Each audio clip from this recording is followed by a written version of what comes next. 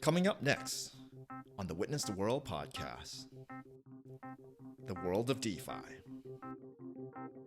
If we think about decentralization and Web3, it's also essentially about having one company in charge of all of the server and all of the data. So the example that I always like to use, Twitter or Facebook, they have their own conditions, terms and conditions. We all know that there are a lot of content creators on both of those platforms, but those people don't even own their data or their content. And essentially, if Facebook or Twitter decides they don't like what you're posting, they can just cancel you at any time. So that's kind of the things we're trying to overcome with Web3 and decentralization. It's to give the power back to the people, to allow them to have more ownership. The Witness the World podcast represents the personal views of the host and guests at the time of recording. These views may change over time. The content here is for informational and entertainment purposes only. Any content here should not be construed as financial, medical, or any other type of professional advice. Please consult with a qualified practitioner should you require any professional advice.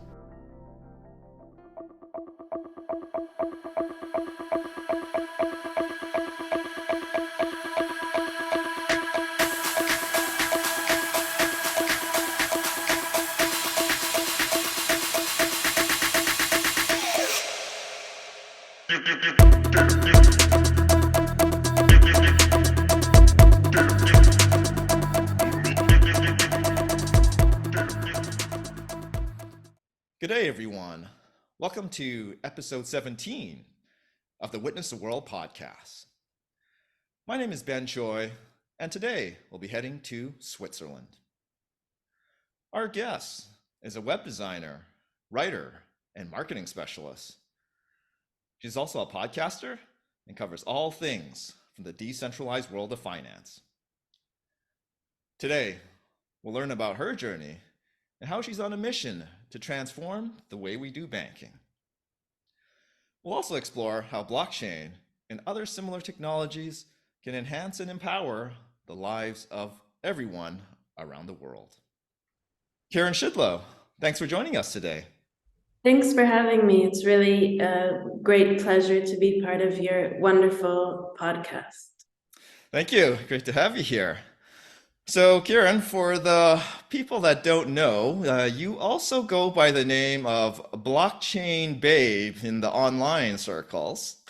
I think that name is very appropriate for what you do now. So, I'm just wondering if you can kind of take us back a little bit and tell us a little bit about your path to becoming the Blockchain Babe. I know you have a background in media, web design, some marketing. But maybe 10, 15 years ago, maybe this was not the plan to begin with. So I just wanted to hear a little bit about your background story and how you came to be where you are today. Yeah, sure. So actually, I never really had a big interest in finance, to be honest.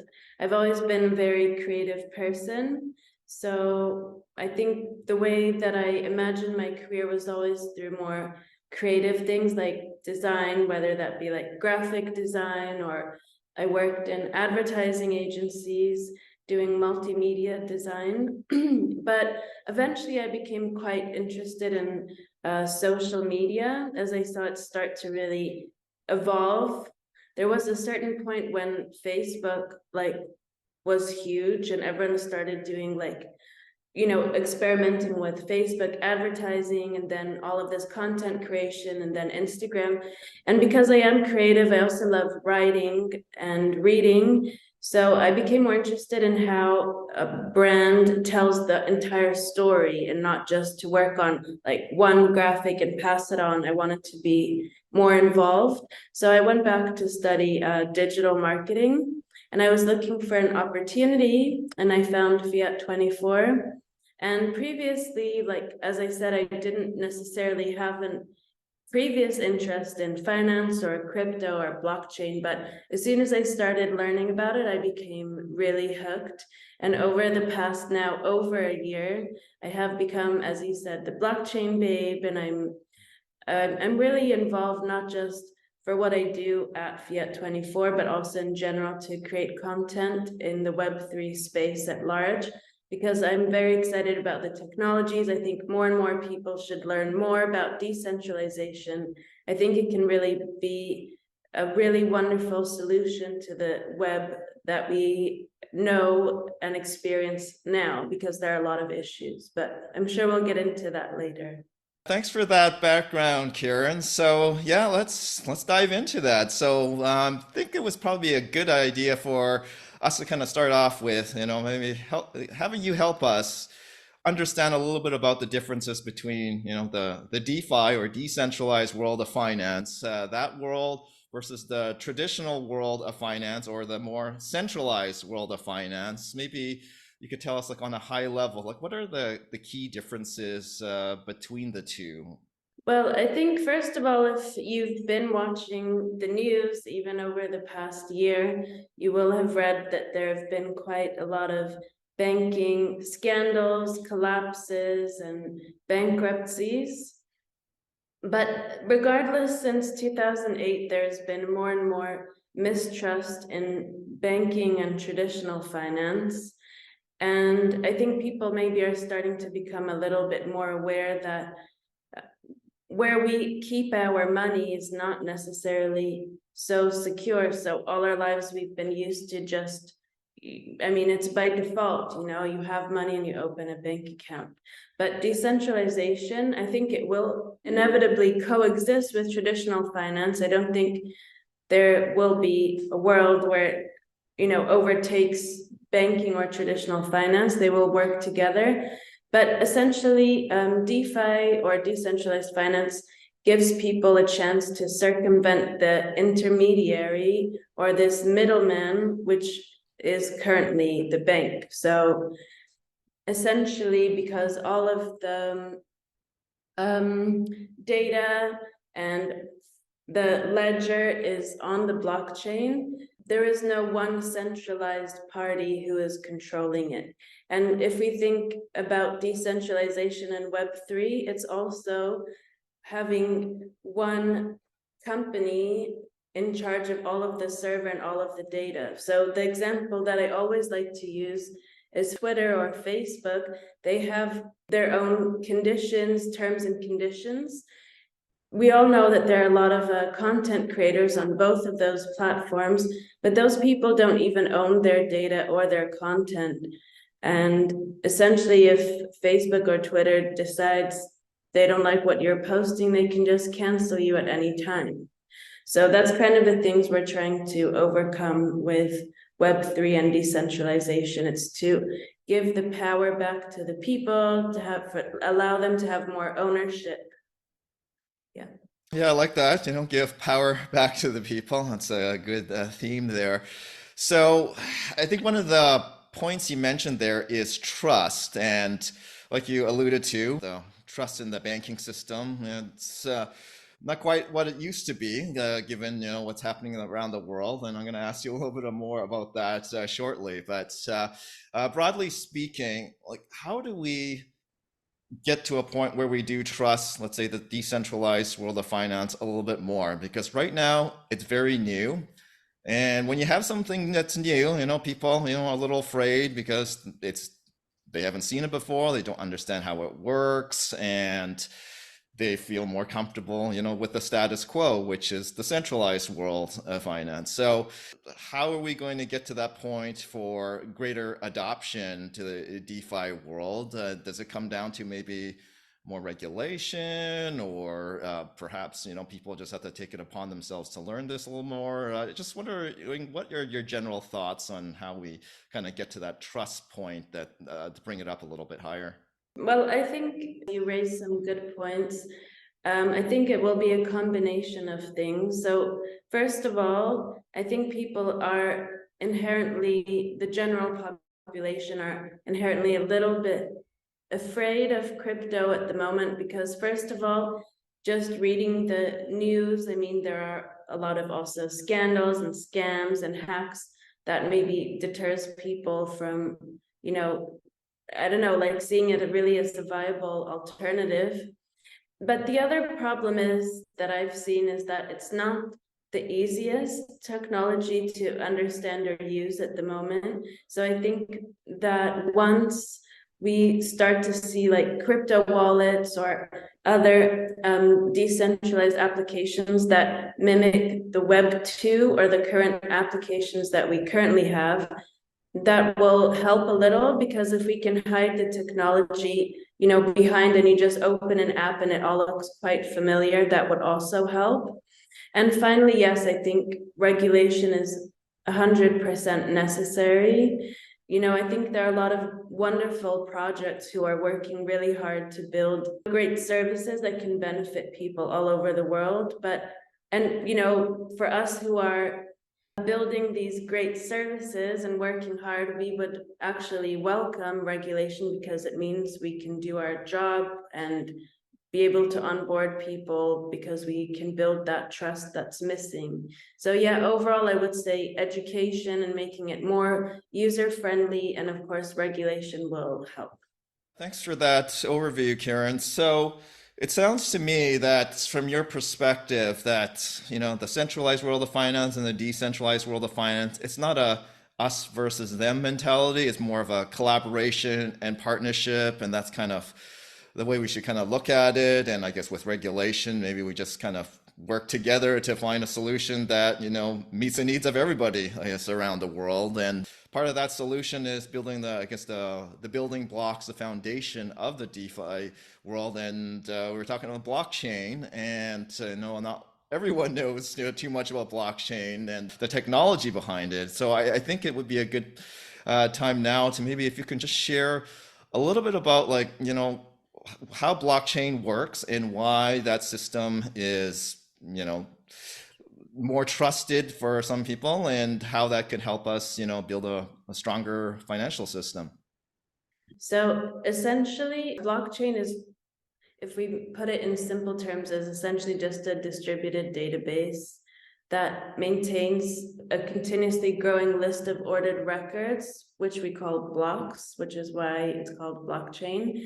But just like with a traditional finance, where you have a ledger that is on a server that is owned by the bank, and then every time you do transactions, it's there. Rather, instead in DeFi, it's all on the blockchain, which is public, and it allows for a lot more transparency. So it is essentially decentralized, it's distributed, and we have this public digital ledger that's used to record transactions across many computers. Also, and this is important, so that the record cannot be altered retroactively. So that's a big difference between what we see banks doing. How can we utilize blockchain for, to just strengthen financial system, and maybe if you know of any other, typical applications that it can be used for, just to make things maybe more faster, quicker, and better for the future? Well, I would say perhaps a lot of people around the world don't face the problem of having an unstable or manipulated currency. However, if you live in a country where, you can't really rely on your own currency, then I think blockchain and cryptocurrencies offer a great solution for that.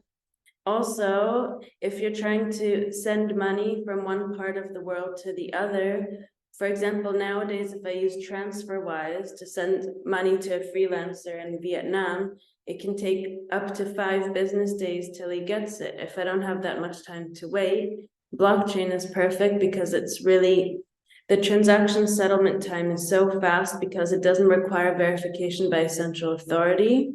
Of course, we have cost savings. We can just exchange items of value directly. We have less participants to deal with because we have access to a shared ledger.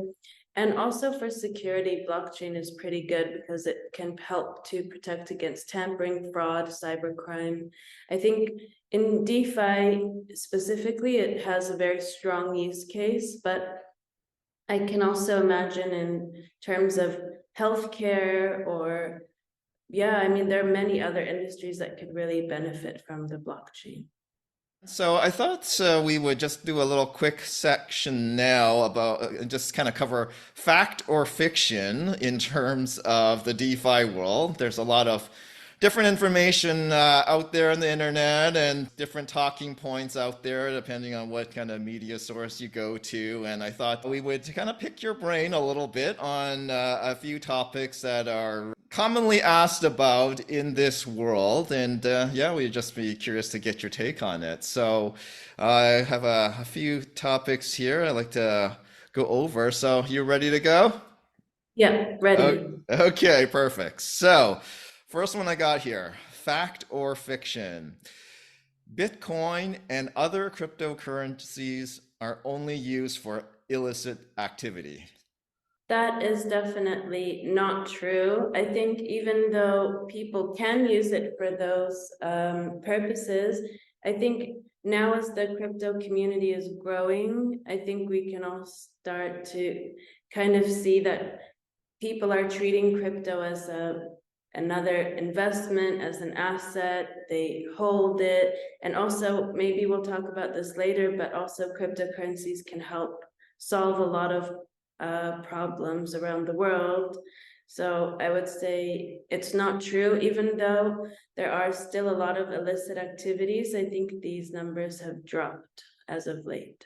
I think it's also good to point out that even in the traditional or centralized financial world, I mean, there's been obviously money laundering and all sorts of other kind of criminality that has gone through the system there. So, I guess from my take, there could be illicit activity in whatever you do there. It's just, is it rampant or is it not? So, I guess from your point of view, it's not a high percentage of the transactions that happen overall. Yeah, that's true. Okay, so let's go for item number two here. So, fact or fiction? Mining Bitcoin and cryptocurrencies are bad for the environment. What do you think? I'm not sure if to say fact or fiction. I think it's currently a topic that is still really being discussed. I think finally I saw over the past year that people and companies are starting to address this point and to take it a lot more seriously. And I think that's a really great thing to see. And I think it could only really get better because now I really have started to see like a lot of companies be really prudent about it and trying to take it seriously.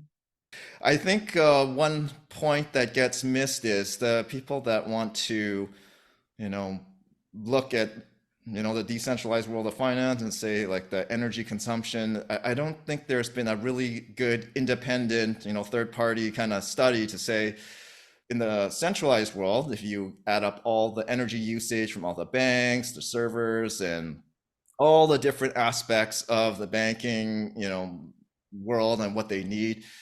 I don't think anyone's done a full-on tally to see how much energy consumption that is, carbon footprint and all that kind of stuff versus, let's say, you have like a Bitcoin mining operation. And of course, there's different types of mining operations with different fuel sources, that sort of things. But I don't think anyone independently has done that. So I think the jury is still out.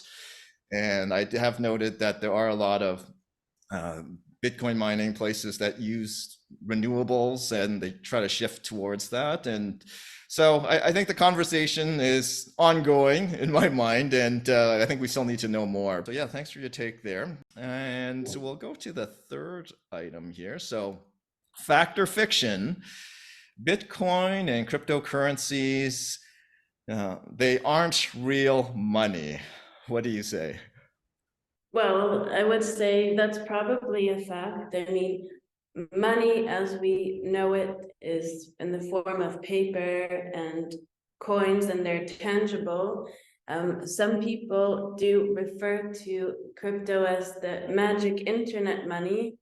I think that in general, Bitcoin and other cryptocurrencies are a lot more than just money. So I think that they are assets that they are so connected into blockchain, and Ethereum itself is an ecosystem that powers the Ether currency or token, but it's also a building block for NFTs and for DeFi applications. And I think that it has so much utility and potential. It has actually more value than the paper money that we're used to spending. So I would say, yes, we can use it as a type of currency, as a way of payment, but there is actually a lot more to it than just that. Interesting. So, I guess the next follow-up question to that is like, how do we define what is money? Because I guess on one hand, we need to get the adoption. People need to, transact in Bitcoin, and we need mass adoption for that to be really, for people to really feel comfortable using that. And then the other part is having countries to, have that authorized as legal tender, as El Salvador, and I think a couple other countries have done that. So I just wonder, yeah, like when do we get how do we get to that point for it to become money? Or maybe it doesn't become money, it just becomes its own thing in another category. Where do you see the evolution of the use case for Bitcoin for mass adoption? I think it's pretty complex. So every country has their own regulation, every country has their own currency, and every government has their own systems in place for taxes. I think banks and government will never truly embrace a digital alternative because they need to have that kind of control, unfortunately. But I do think that crypto has many use cases apart from being an investment, which a lot of people view it as. I think that it can and will be used as an alternative, as another way of making digital payments that just work better. For example, like I said, if I want to pay you or send you money, we're in different countries, we have different banks, and we use different currencies. I think it would take like a good couple of days till you receive it, Whereas, and it could also be quite expensive going through the different exchanges, Forex exchange. If I just send you some Bitcoin or some Ethereum, you'll get it instantly, and we don't have to deal with this conversion. So that's one way that I think that cryptocurrencies will be used. I don't think it will ever really replace money as we know it. It will just be a wonderful alternative which you can use when you need to. Thanks for sharing that, Karen. So it's again, I guess it's on this theme of DeFi, Bitcoin, other cryptos. It's complementary to the system we have there. And so I guess another thing on the money aspect and how to define money, I want to know a little bit about, the fact that Bitcoin, different than other cryptocurrencies, it's got a limited supply of 21 million. And you talked about the control aspect, like that's a finite limit. Whereas now we've got different countries around the world. They want to create the Central Bank Digital Currency. It's not finite. They can manipulate that, increase or decrease as they see fit. That's kind of being rolled out to some countries and being proposed on other countries. So my next question to you is, central bank digital currencies, are they more trustworthy than, let's say, a Bitcoin or other cryptocurrencies or other fiat currencies? Is that a fact or fiction? They should be more trustworthy. What do you think?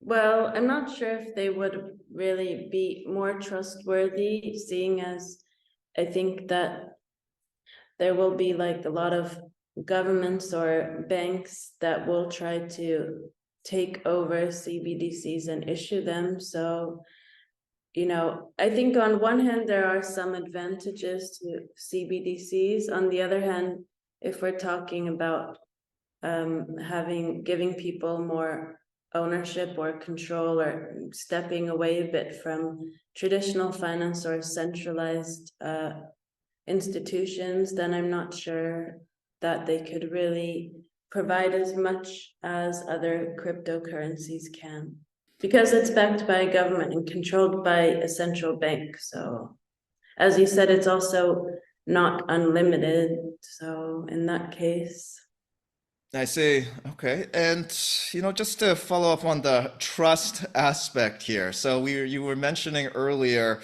about, the banking crisis and different things like this. So in your native Switzerland there was one of the biggest banking crises on a global scale. Credit Suisse was kind of, merged into UBS. I guess they were just forced into that. And just curious to know, like, what do you hear from people, on the ground, at the stores you talk to that, like, how do they, like, what do they feel like with their banking system today there? Did they think this was a long time coming, and are they now more open to, dabbling with the decentralized world of finance, learning about that, maybe diversifying into that? Yeah, just wondering, what are you seeing on the ground? How has trust changed? Has it shifted? Or maybe it hasn't, or maybe they want more regulation. Just wondering, yeah, what are your thoughts?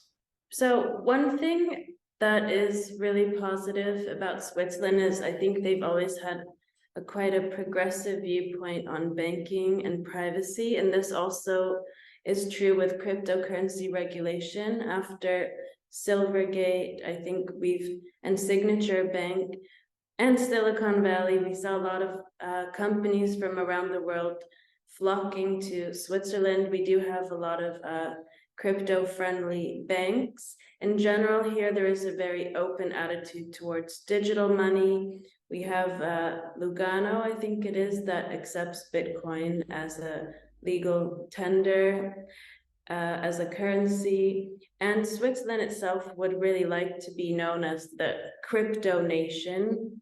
I think we all know that Switzerland has a really world-leading financial history. It's really quite lucrative and innovative. One of the great things is that the Swiss franc, the currency, is very stable. So I think there are a lot of attractive points here. Yeah, I think about the Credit Suisse drama. I'm not sure I'm super well equipped to comment on that, but I think people have not really lost trust in the Swiss banking system. I think these things can unfortunately happen. But we Yeah. remain optimistic and we do embrace crypto here. It sounds like it's that whole situation has opened the eyes of some people, and people have kept open-minded about other alternative systems.